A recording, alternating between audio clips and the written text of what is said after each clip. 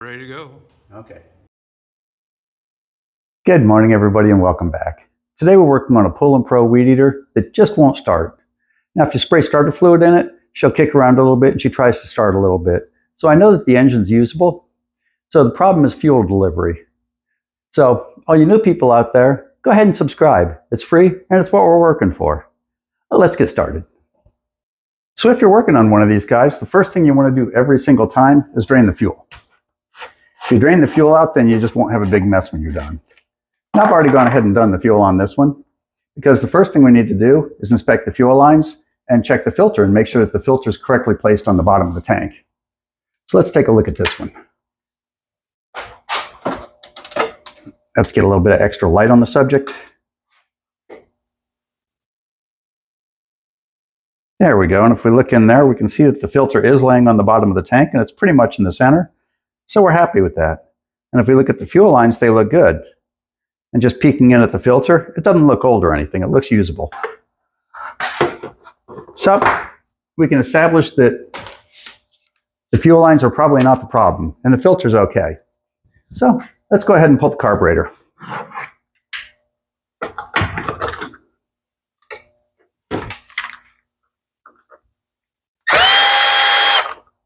It'll only take a second to get the carburetor off one of these. And I always wondered how any weed eaters ever end up in the shop. You can spend the price of the weed eater just getting it fixed. So pull the fuel lines off, and there's our carburetor. So now this is obviously a Zama C1U. Well, I'm sure it's a W19, but it doesn't say it anywhere. And because it doesn't have any markings here, that tells me it's an aftermarket carburetor. And it looks okay, but it's probably got bad diaphragms and whatnot. So we're going to go ahead and replace the carburetor on this one and put a new one on. Now you'll have people tell you that the little cheap kits from Amazon are not the way to go. But let's be honest. You get a filter, you get a fuel filter, you get an air filter, you get fuel line. Now, I don't like the spark plugs they give me, so I never use them, but I get everything else that I'd want. So this kit, plus the price of a spark plug, will get this thing back in top shape. So let's go ahead and put that on. First thing we'll do is put our fuel lines in place.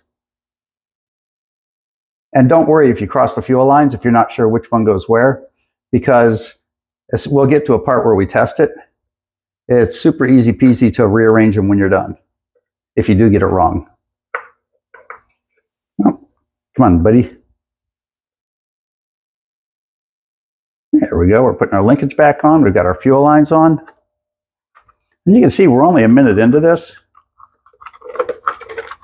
And because we still got a gasket here, now we check this little hole here and make sure it lines up with this little hole in the gasket. This is the new carb.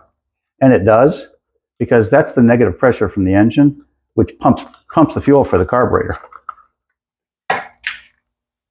So, and you think to yourself, even if your weed eater has some big horrible problem, this is a real cheap test. You spend 15 bucks on that, and you'll even get the little adjustment tool for it. That makes it worth it all by itself. And there you go. We got a new carburetor in place. Linkage works correctly. So let's put some fuel in it and see what we got.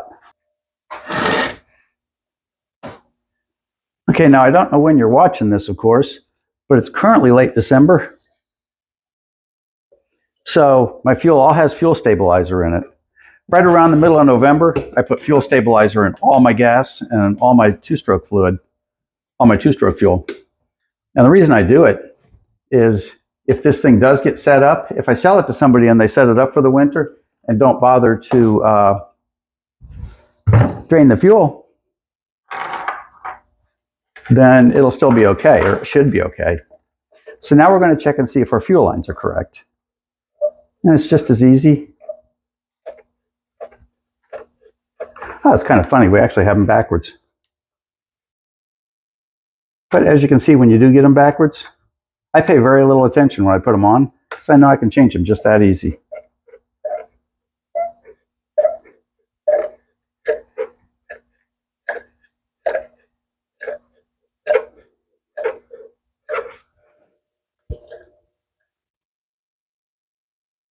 Okay, that looks pretty good. So let's go ahead and put the gas cap on. Now let's give her a start. When you buy these, sometimes these carburetors need tuned to no end, and sometimes they're really good. Just right out of the box. And note that when I'm priming it, I don't worry about how much I prime it, because you can't over-prime an engine. You can over-choke it, but you can't over-prime it. So let's take it over here and start it.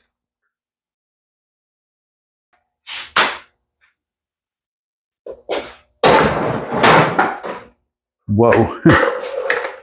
Okay. Motor's on. We're primed. We're choked.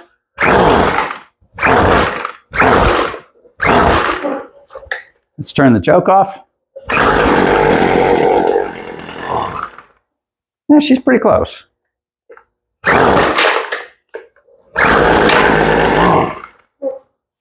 Sounds like she might need a little bit of a tune right out of the box.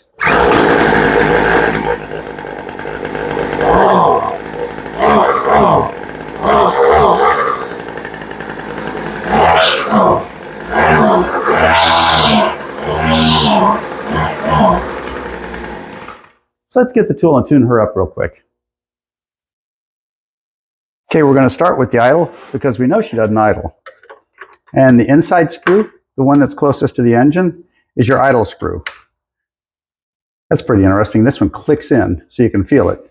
So we're going to go ahead and start it up and let it idle, and then play with and adjust this until she idles nice and smooth.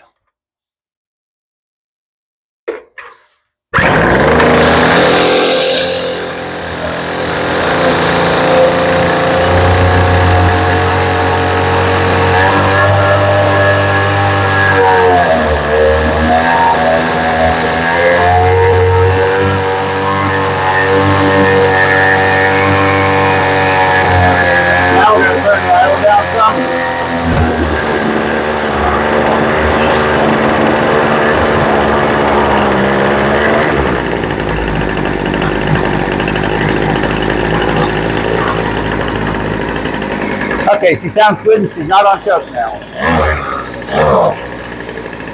Now she's not revving up at all, so we're going to go to our high screw for that one and go. Let's lean it out just a little more. Nope, we're going to come back.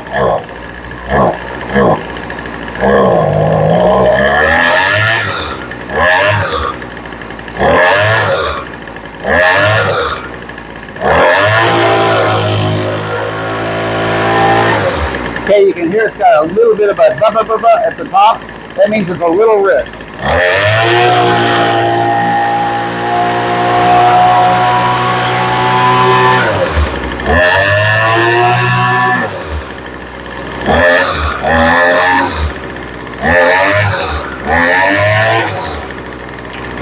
And that's about it. She's ready to go. Now she's running pretty good. Now we spent about $15 or $16 on that kit that included everything, including fuel lines, filters, air filter, spark plug, the whole 9 yards. Now I don't like the spark plugs that come in these kits, but everything else works pretty good. Now we could have gone with a factory carburetor, but I decided not to for 2 reasons. Number 1, this one already has an aftermarket carburetor. And number 2, the price of the factory carburetor would be pretty close to the price of buying this thing used. So I decided that it's just smarter to just go with the aftermarket carburetor, and 95% of the time, 99% of the time, they work really good. So all you new people out there, go ahead and subscribe. You made it this far, you might as well. Thanks for watching, and we'll see you next time.